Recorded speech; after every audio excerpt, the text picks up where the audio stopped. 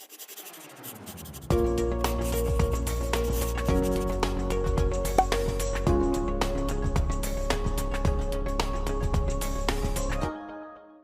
chuchus! Tudo bem com vocês? Mais uma aula comigo, Cacau Sotero, com a Alana, do programa Fique em Casa Aprendendo. Estamos aqui, como eu já disse, mais uma vez, trazendo aula para você aqui na TV Educação e ainda na plataforma Gonçalves Dias. Essas aulas servem de reforço, serve para um complemento do seu conteúdo, serve também para você que já deixou de estudar, já terminou o ensino médio, mas aí está almejando um concurso público, uma vaga de emprego. A língua portuguesa é primordial na hora de uma seleção, na hora de uma produção textual, na hora de uma prova, né? Na hora que você é testado os seus conhecimentos, e aí você fica de boa, porque aqui é o lugar certo.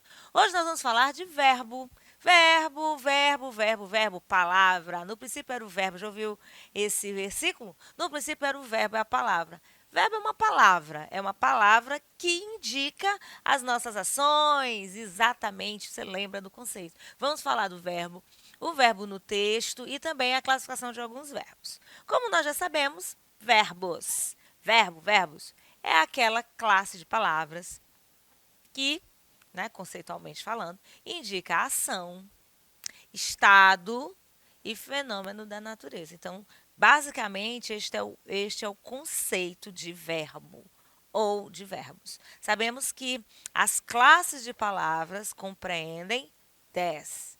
Verbo é uma delas, né? Nós temos substantivo. A gente tem a classe de palavras que vai nomear, né? Os seres, né? Tudo que existe tem um nome, e o nome dado aos seres é o substantivo. Nós caracterizamos esse substantivo, nós modificamos outras palavras, entre o advérbio, que vai modificar o sentido do adjetivo, inclusive do verbo, indicando circunstância, de tempo, de modo, de lugar. Nós temos, que mais? Pronomes e conjunção, que são aquelas classes de palavras que servem para ligar. No caso, os pronomes ligam palavras e as conjunções ligam palavras e orações. Que mais? Temos os artigos que podem determinar ou indeterminar o nome, né? No caso, artigo definido e indefinido. Temos aquela classe que vai enumerar, né? Que vai trabalhar com sequências, numeral, né? De ordem, de números, de fração, de multiplicação. Aí a gente tem o numeral. Temos também a interjeição, que trabalha aí com as nossas emoções sendo expressas dentro do texto, né? E o que mais? Já falei de todas? Pronomes, aqueles que ficam no lugar do nome ou os acompanham. Acho que eu falei tudo, né? Pronome, conjunção, interjeição, preposição, substantivo, adjetivo, advérbio, numeral, artigo e, claro, os verbos. São importantíssimos na hora da construção textual. Olha esse meme, essa figura, essa charge, esse cartão que eu trouxe para vocês.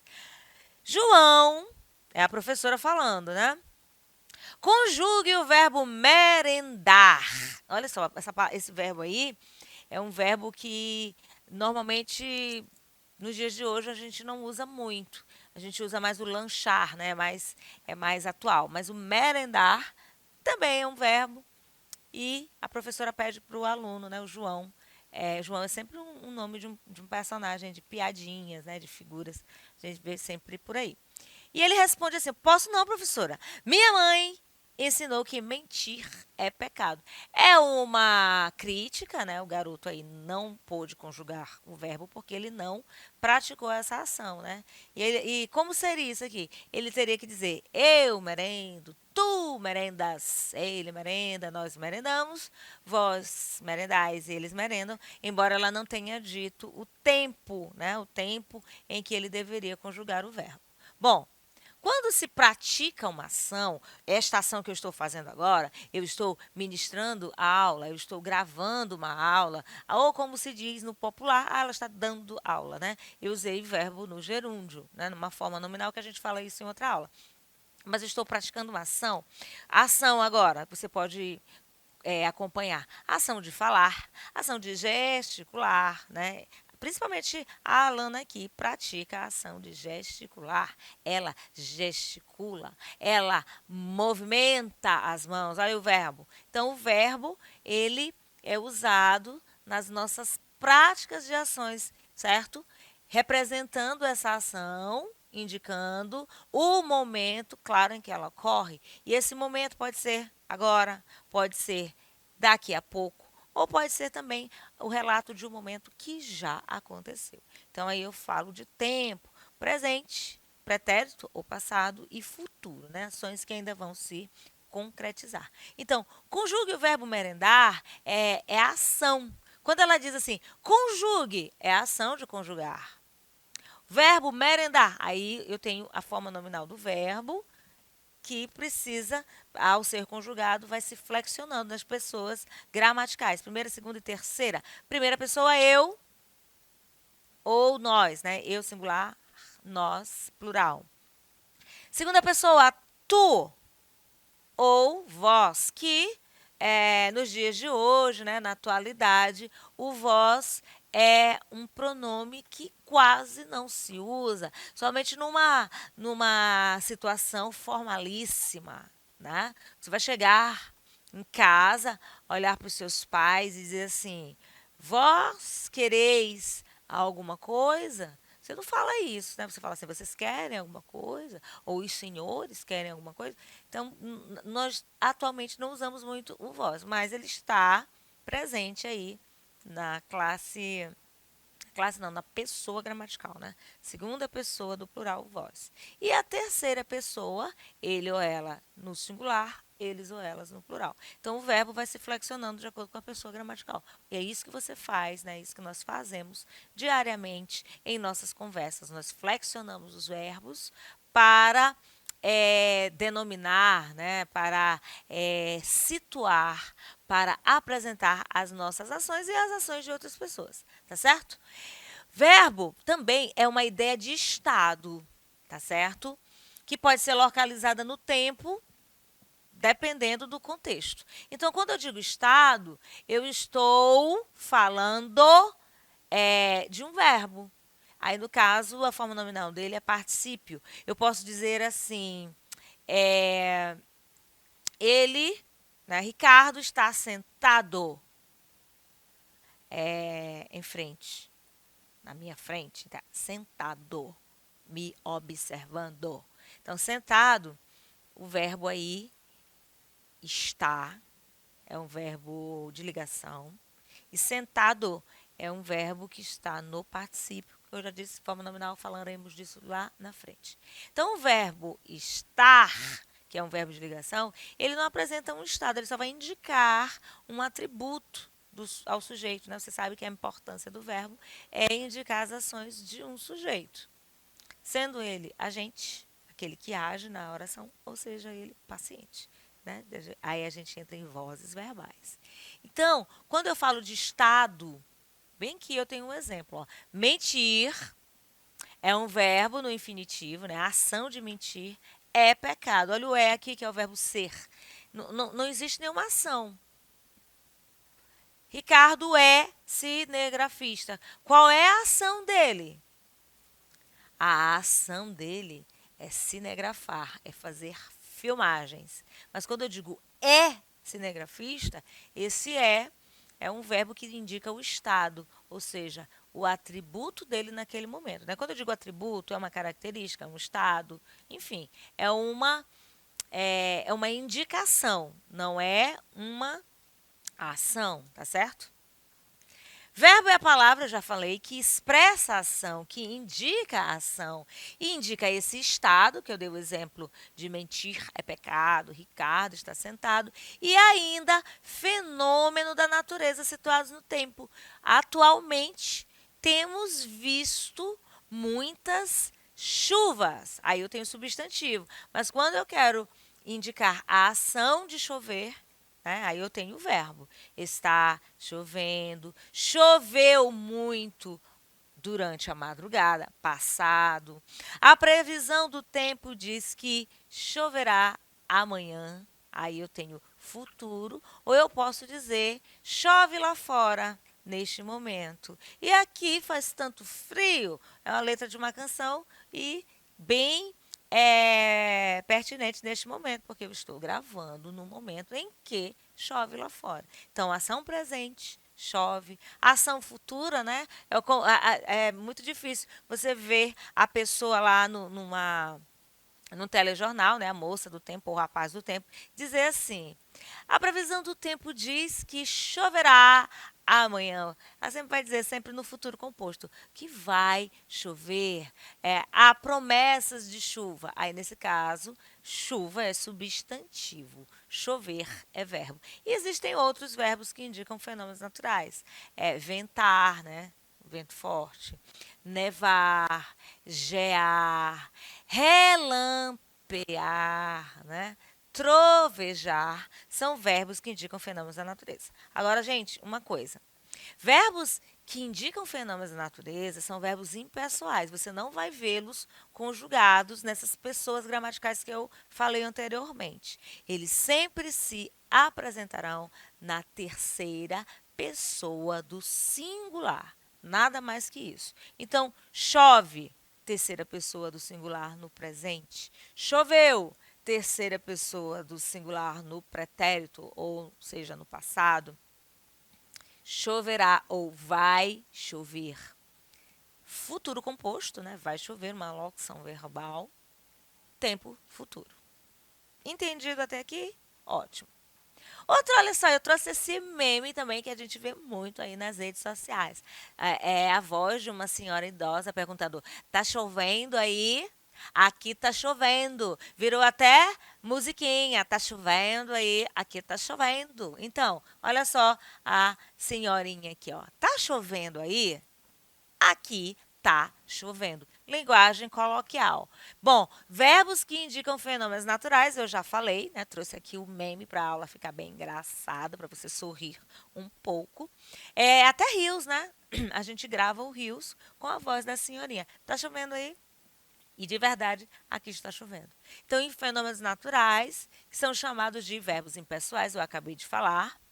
Chover, ventar, nevar, anoitecer, entardecer, amanhecer, tá?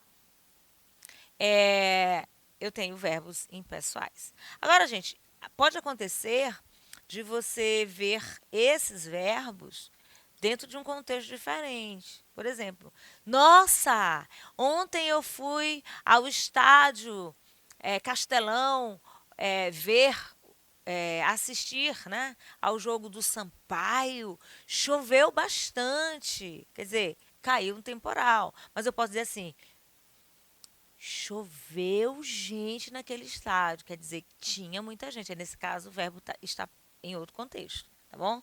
Já ouviu a expressão assim: nem que chova canivete. Ou seja, ali não é um fenômeno natural, quer dizer assim, nem que caia canivete. É uma expressão para explicar que, independente de qualquer situação, tal coisa vai acontecer. Então, choveu muito no fim da tarde, eu tenho aqui um verbo impessoal indicando um fenômeno da natureza, tá?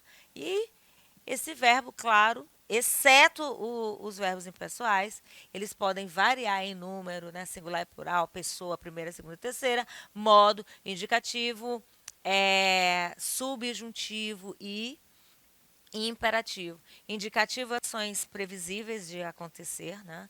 Vai acontecer agora, pode acontecer no subjuntivo, ou quando você externa pedido, ou desejo, ou ordem, que é o imperativo, tá?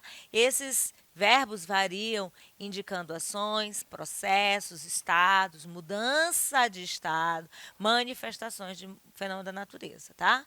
Lembra da expressão do filme? Olha que eu trouxe, tá chovendo hambúrguer. Aqui nesse caso, não é chuva, quer dizer que os hambúrgueres estão caindo do céu. Então, nesse caso aqui, chovendo não é ação não é fenômeno da natureza, tá? Aí eu trouxe aqui, eu acho que você já assistiu a esse filme. Se não assistiu, assista que é muito engraçado. Tá? Olha aqui, ó, sentido figurado, no sentido de cair. E às vezes nós usamos, né? Choveu pessoas naquele pátio hoje, quer dizer, veio muita gente, tá? Nesse caso aqui, cair, tá bom? Olha aqui o verbo no texto, os verbos estão destacados, você pode acompanhá-los aí na sua tela. Não espero nem peço que se dê crédito à história, sumamente extraordinária e, no entanto, bastante doméstica, que vou narrar. Louco seria se eu esperasse tal coisa, tratando-se de um caso que os meus próprios sentidos se negam a aceitar. Não obstante, não estou louco e com toda certeza não sonho, mas amanhã posso morrer e por isso gostaria hoje de aliviar o meu espírito. Meu propósito imediato é apresentar ao mundo, claro e sucintamente, mas sem comentários, uma série de simples acontecimentos domésticos. Devido às suas consequências, tais acontecimentos me aterrorizaram, torturaram e instruíram. Conto O Gato Preto, de Edgar Allan Poe. Bom, que eu já destaquei os verbos, olha só, espero, peço, dê, vou narrar, locução verbal, quer dizer, narrarei, futuro. Seria, futuro do pretérito. O que é o futuro do pretérito? É uma ação que ia acontecer, mas não aconteceu. Então, futuro do pretérito. Você sabe que o pretérito pode ser perfeito perfeito, imperfeito, mas perfeito. O que é o pretérito perfeito? É aquela ação passada que foi concluída. Eu comi um soufflé de frango ontem à noite no jantar. Passado. Agora eu sentei à mesa, coloquei o soufflé no prato.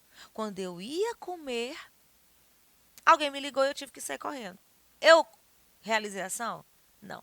Aí eu posso dizer assim, ó, eu comeria um soufflé ontem à noite no jantar se não tivesse sido chamada às pressas para ir socorrer um amigo. Exemplo. Então, seria. Ele seria, quer dizer, ele não é louco.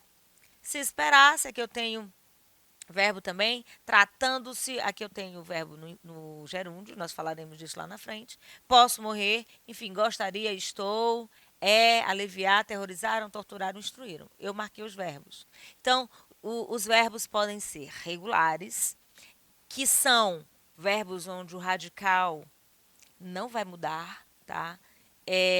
As desinências não vão se apresentar com alterações. E logo aqui no exemplo, ó, o verbo regular, o verbo falar.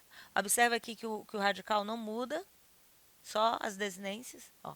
Falo, falas, fala. Falamos, falais, falam. Quem? Eu falo. Tu falas. Ele fala. Enfim, sucessivamente. Então, verbos regulares, eles são esses que o radical não muda. Ao contrário dos irregulares, que aqui é o verbo medir. Verbo medir. Eu meço, mas tu medes. E ele mede. Ó. Há uma mudança no radical, o verbo é irregular, tá? Sofre modificação no radical e nas desinências, que nós chamamos de verbos irregulares. Agora eu tenho o pretérito perfeito do verbo regular, ó. Olha um verbo anômalo. É aquele que a mudança do verbo, ela altera mais ainda no radical. Olha só. O verbo ser é um verbo anômalo. Por quê? Porque na conjugação ele tem formas próprias. Então, verbo ser, eu sou, mas tu és e ele é. E nós somos. Ó. Há uma mudança aqui no radical. Então, é bem diferenciado. Então, eu vou chamar de anômalos. Tá? Eu tenho ainda os defectivos, tá certo? Significa que ele é imperfeito. Olha só, ele não vai se apresentar em todas as conjugações. Então, no caso, o verbo abolir, eu não posso dizer que eu abolo, que eu abulo, porque isso não existe. Eu posso dizer que tu aboles, tá? Ele abole, nós abolimos, tá? Vós abolis e eles abolem. Olha o verbo reaver, que não se apresenta nem na primeira nem na segunda pessoa, nem na terceira, apenas na primeira do plural. Reavemos e reaveis. Tá? Outro caso, verbos abundantes, que são aqueles que demonstram mais de uma conjugação. Por exemplo, o verbo haver, eu posso dizer havemos, eu posso dizer ei. Tá? Eu hei de ganhar o prêmio da Mega Sena hoje. Ou foi ontem, sei lá. Exemplo. Expulsar, eu posso dizer expulso. Fixar, aqui no caso é expulsado, expulso, fixado e fixo, matado e morto, ganhado e ganho, tá? Agora existem verbos, por exemplo, trazer. Tem gente que diz, eu devia ter trago. Não, não tem, é só trazido, tá? Não vai apresentar. Então, estudando os verbos, acompanhando as ideias na gramática, estudando as regras gramaticais, aprofundando-se mais, você vai compreender essa classificação de verbos e entender o uso desses referidos verbos, claro, na prática de leitura, exercício. É assim que a gente aprende mais. Em casa, né? É o título, não, é o nome do programa. Compliquei?